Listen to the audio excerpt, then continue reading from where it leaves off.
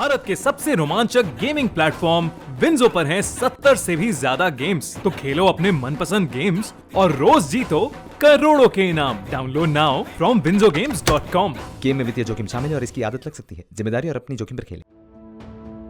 Antilia case से जिस जांच की शुरुआत हुई थी, अब उस केस में एक एक कर ऐसे खुलासे हो रहे हैं जिससे महाराष्ट्र की सरकार तक हिल गई है। इस केस की तहकीकात में कुछ ऐसे नाम अब सामने आए हैं जो सीधे तौर पर एंटीलिया से तो नहीं जुड़े हैं, लेकिन उगाही के आरोप में फंसते जा रहे हैं। फिलहाल अब 9 अप्रैल तक सचिन वाझे को एनआईए की कस्टडी में रहना होगा, क्योंकि पूछताछ का सिलसिला अभी पूरी तरह से खत्म हुआ नहीं है। अभी आगे की पूछताछ होगी और संभव है कि खुलासे और बड़े होंगे। एनआईए कस्टडी में ही सचिन वाझे ने एक चिट्ठी लिखी थी और उस चिट्ठी के सामने आने पर अब भूचाल सा आ गया है। सचिन वाझे की ओर से लिखे गए खत के बाद अब इस केस में 2 बड़े लोगों के नाम सामने आए हैं। पहला, अनिल देशमुख, तत्कालीन गृह मंत्री, महाराष्ट्र सरकार। दूसरा, अनिल परब, कैबिनेट मंत्री, महाराष्ट्र सरकार। अब इस खत को देखिए, ये वही चिट्ठी है जो सचिन वाझे की ओर से लिखी गई थी। इस खत को सचिन वाझे ने 3 अप्रैल को एनआईए की कस्टडी से ही लिखा था।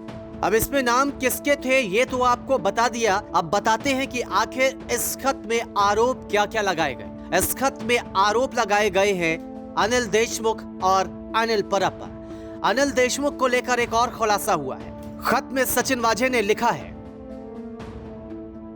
2020 में पुलिस में दोबारा ज्वाइनिंग के बाद मुझे तत्कालीन गृह मंत्री अनिल देशमुख ने मिलने के लिए बुलाया था। शरद पवार का नाम लेकर कहा गया था कि पुलिस में मेरी वापसी से वो खुश नहीं हैं और मुझे सस्पेंड करने के लिए कहा जा रहा है। अनिल देशमुख ने कहा था कि मैं बात कर लूंगा, लेकिन मुझे 2 करोड़ रुपए देने होंगे। मैंने पैसे देने में असमर्थता जताई थी क्योंकि मेरे पास पैसे थे ही नहीं, जिस पर अनिल देशमुख ने कहा था कि बाद में पैसे दे देना। एक बार फिर मुझे अनिल देशमुख ने मिलने के लिए बुलाया और मुंबई के 1650 बार और रेस्टोरेंट से 3-3 लाख रुपए की वसूली के लिए कहा, जिस पर मैंने मुंबई के तत्कालीन पुलिस कमिश्नर परमवीर सिंह से मुलाकात की और सारी बातें बताई। परमवीर सिंह ने मेरा हौसला बढ़ाया और कहा कि पुलिस का काम ये नहीं है। बाद में मैंने अनिल देशमुख को मना कर दिया। यही आरोप मुंबई के पूर्व पुलिस कमिश्नर की ओर से भी लगाए गए थे। खैर, इस खत में एक और नेता का नाम लिया गया है जो कि हैं अनिल परब। अनिल परब का शिवसेना में काफी दबदबा है और शिवसेना के काफी पुराने नेता भी हैं। सचिन वाझे ने अनिल परब पर भी आरोप लगाए हैं।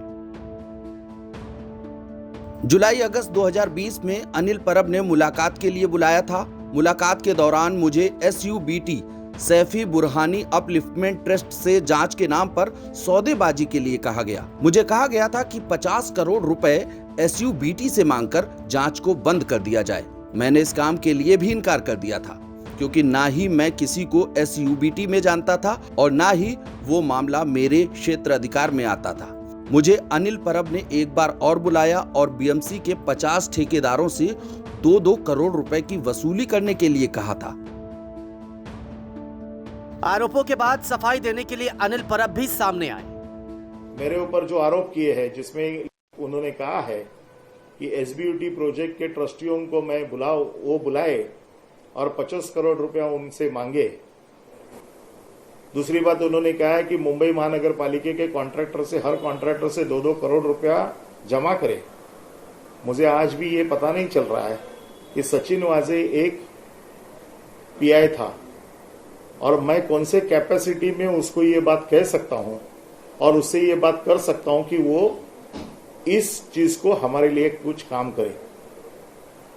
आज सेंट्रल एजेंसी के तरफ से आज ये जो कुछ बीजेपी के लोग 2 दिन से ये कह रहे थे कि अनिल परब का नाम आने वाला है, अनिल परब को रेजिग्नेशन देना होगा। उस 2 दिन के दौरान ही हमें ये पता चल रहा था कि जानबूझ के कुछ ना कुछ ये हो रहा है, क्योंकि 2-3 दिन से पहले ये बोल रहे हैं कि अनिल परब को रिजाइन करना पड़ेगा। इनको कैसे पता था कि सचिन वाझे ऐसा कोई खत देने वाला है?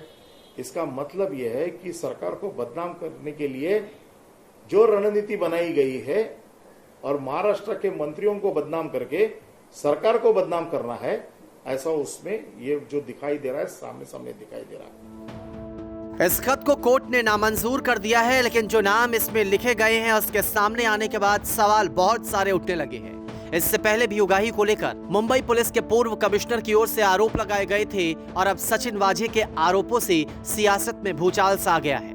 न्यूज़ तक ब्यूरो।